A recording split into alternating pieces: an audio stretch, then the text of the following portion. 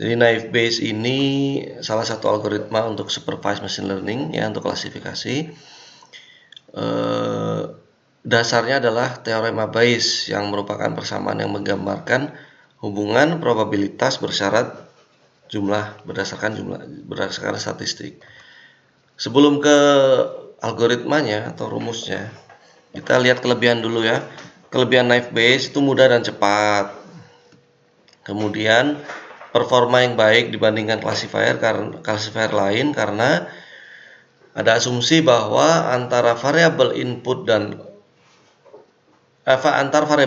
itu adalah independen satu sama lain, tidak saling pengaruhi. Cocok untuk dataset dengan input variabel bertipe kategorikal atau nominal. Prediktor yang baik walaupun dengan dataset yang jumlahnya kecil. Ya, ini kelebihannya. Kekurangannya, kalau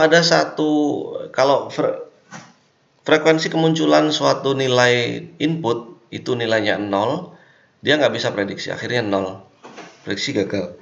Solusinya mengganti semua frekuensi input tadi yang 0 tadi dengan nilai 1 aja. Terkenal sebagai prediksi yang buruk karena asumsi yang naif dan tidak berlaku, dan hal ini tidak berlaku di kehidupan nyata karena semua atribut itu saling berpengaruh walaupun kecil. Oke ya. Dasarnya dari naive Bayes itu adalah teorema Bayes. Yang menciptakan itu namanya Bayes ini ya. Rumusnya kalau kita lihat itu hanya berdasarkan rumus ini. Posterior probability sama dengan likelihood kali class prior probability dan dibagi predictor prior probability. Maksudnya apa? X ini kalau X adalah vektor input, C kecil adalah satu kelas kecil ya, satu nilai kelas, maka PCX ini yang ini itu adalah probabilitas kelas berdasarkan vektor input yang diketahui. Kemudian PC kecil itu adalah ini yang ini, probabilitas kelas yang dicari dari keseluruhan data. Probabilitas kelas suatu kelas ya, probabilitas suatu nilai, suatu nilai kelas yang dicari dari keseluruhan data. Kemudian PX kecil terhadap C kecil itu adalah probabilitas setiap input berdasarkan kondisi pada kelas dengan nilai tertentu.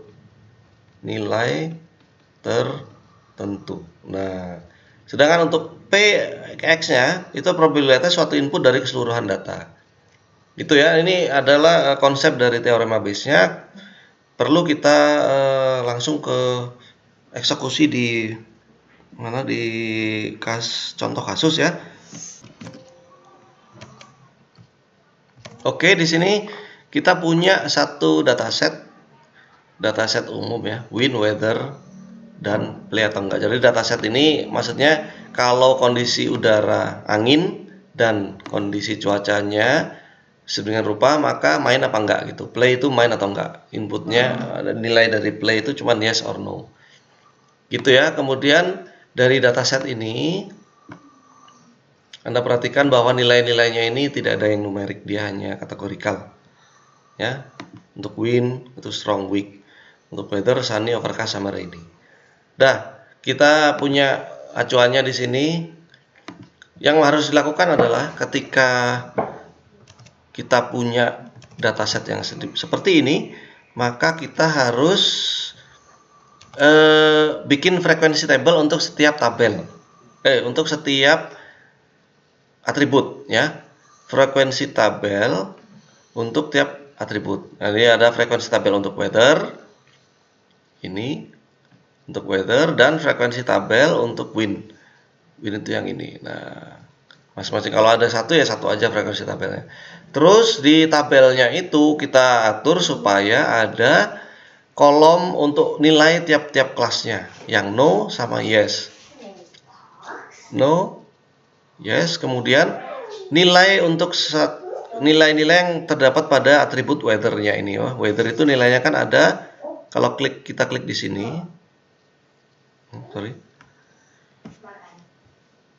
Weather itu nilainya apa aja sih? Nah, ternyata overcast, rainy, dan sunny. Berarti kita tulis sunny, overcast, dan rainy. Begitu pula dengan wind. Wind ini nilainya apa saja? Oh, strong sama weak aja ternyata. Strong, weak sama strong di sini. Kemudian kelasnya kan cuma 2 ya. Kelas no yes. Kenapa kita bikin ini? Kita coba perhatikan ya satu persatu. Sekarang kita akumulasi. Untuk whether yang nilainya sunny, kelasnya no, itu ada berapa? Jadi di sini ya. Untuk yang sunny, nilainya sunny, berarti ini kan sunny itu kan ini aja, kita filter aja yang sunny, udah. Oh, gak usah, gini aja lah, gini. Nah, untuk yang sunny mana sih sunny? Ini kan sunny, sunny ada di sini. Sunny nilainya no ada 1 di sini. Oh, ketemu 1. Nilainya no ya, ada 1. Nah, kemudian sunny lagi. Oh, tapi yes, nggak dihitung. Sunny tapi yes, tidak dihitung.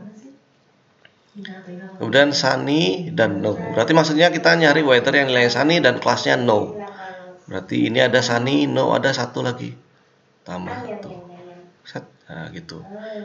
Oh, udah. Berarti untuk sunny yang nilainya labelnya no itu ada 2. Nah, begini. Ini kita hapus ya. Kemudian sunny untuk yang nilai kelasnya yes ada berapa? Kita cek. Sunny no, ini bukan.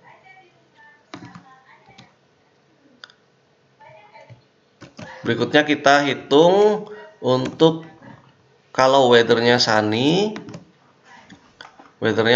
dan kelasnya yes. Berarti lihat kita cari ya. Sunny dan yes ada 1.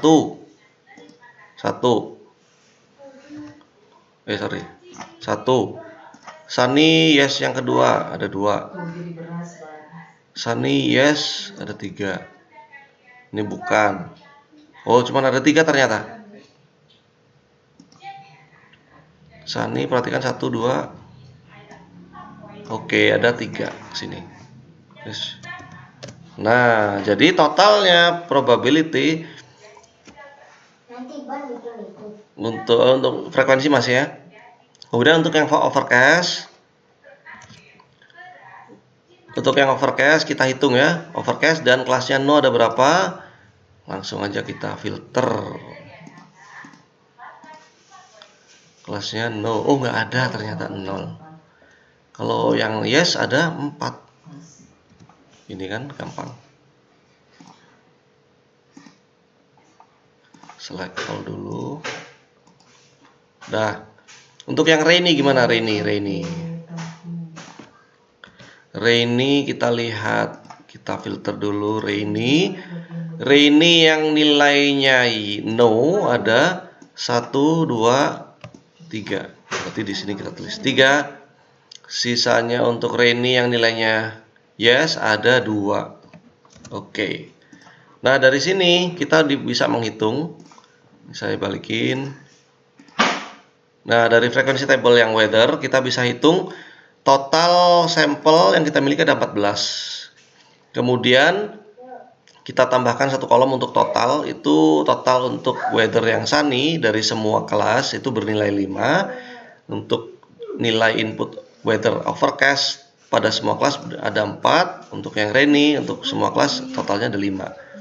Sehingga dari sini kita bisa hitung probabilitas dari sunny saja. Sunny, predictor prior probability untuk sunny itu sama dengan 5 dari sini ya dibagi total sampel semuanya 14. Ini ya 14 ya. Kemudian yang overcast berarti sama dengan 4 dibagi 14. Begitu pula dengan yang rainy. Nah, rainy kan 5/14. Jadi ini predictor prior probability sudah kita dapat untuk masing-masing nilai weathernya. Sedangkan untuk yang probabilitas untuk baris yang baru untuk total di bawah sini itu adalah probabilitas untuk setiap nilai kelasnya.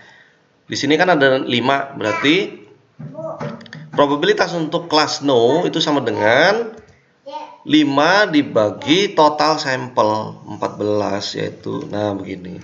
Maka untuk yang di sini untuk yang yes sama dengan jumlah kelas yang bernilai yes dibagi total sampelnya 14. Jadi kita udah punya prior probability untuk yang kelas no sama yang yes masing-masing itu. Kita coba selesaikan yang win sekarang. Yang win untuk week, winnya week, kelasnya no. Kita lihat winnya week. Udah, kita fokus di sini. Winnya week, kelasnya no. Oh, cuma satu. Winnya week, kelasnya yes ada 1, 2, 3, 4, 5. 5, ada 5 di sini. Kemudian win yang strong, winnya strong, kelasnya no ada 1, 2, 3, 4. Ada 4. Sedangkan win strong kelas yes 1, 2, 3, 4. Ada 4 juga. Nah, gini hasilnya. Kita sudah punya tabel frekuensi yang lengkap. Sekarang kita selesaikan yang probabilitas yang sini.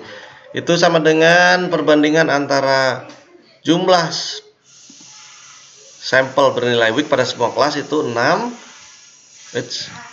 Ya tadi 6 dibagi 14. Nilainya 0,43. Kemudian di sini adalah 8 dibagi 14. Nah, 0,57 untuk P strongnya. Yang sini sama kalau sini. 5 dibagi 14 probabilitasnya. Kemudian ini adalah 9 per 14. Kita udah punya probabilitas predictor prior probability dan prior probability. Kita tinggal hitung kalau ada suatu kasus. Nah, coba perhatikan kasus yang ini ya. Ini nih. Kalau saya ingin melihat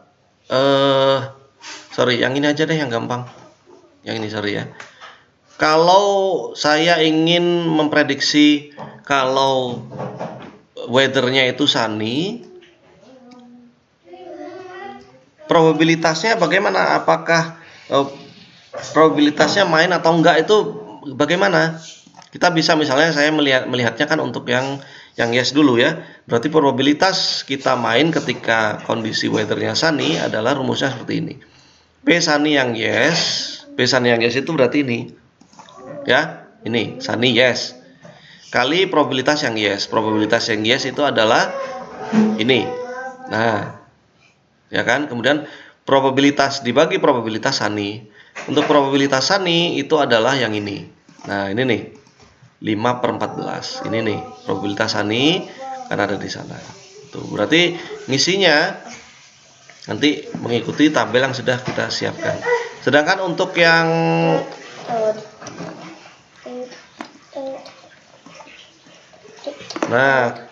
karena kita itu mau memprediksi ketika sunny ini kita main atau enggak, berarti ada dua rumus yang harus kita gunakan. Ketika yes sunny sama ketika no sunny. Coba kita selesaikan ya.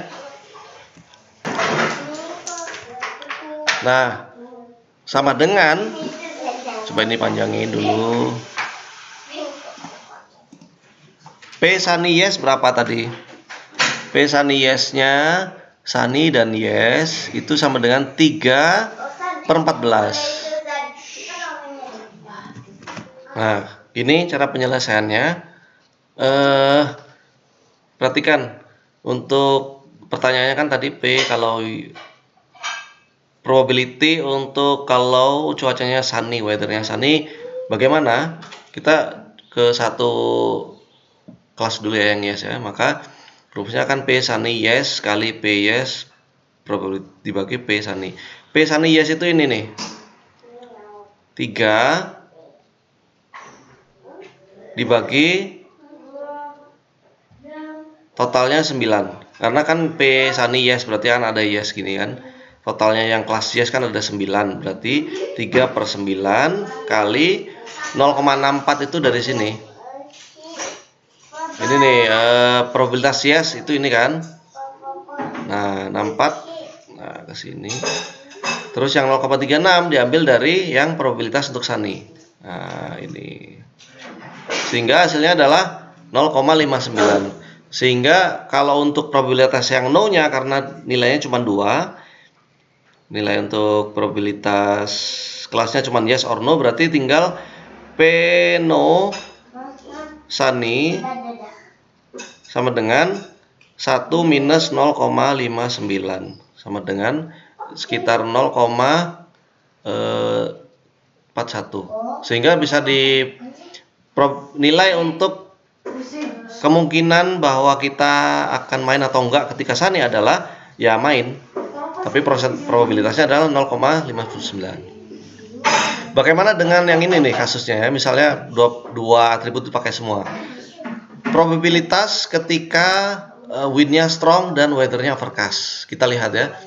Maka perhitungannya adalah P wind strong dan rainy ketika yes.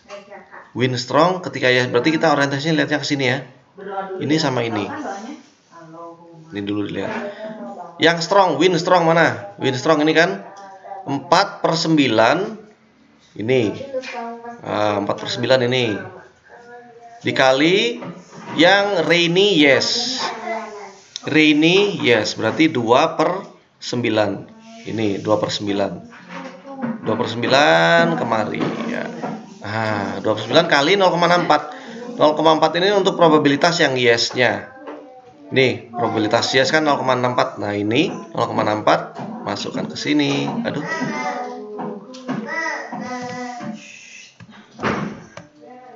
Yang 0,64 ke sini, kemudian dibagi probabilitas untuk wind sama dengan strong dan probabilitas untuk wind rainy. Kalau ada dua begini berarti dikalikan.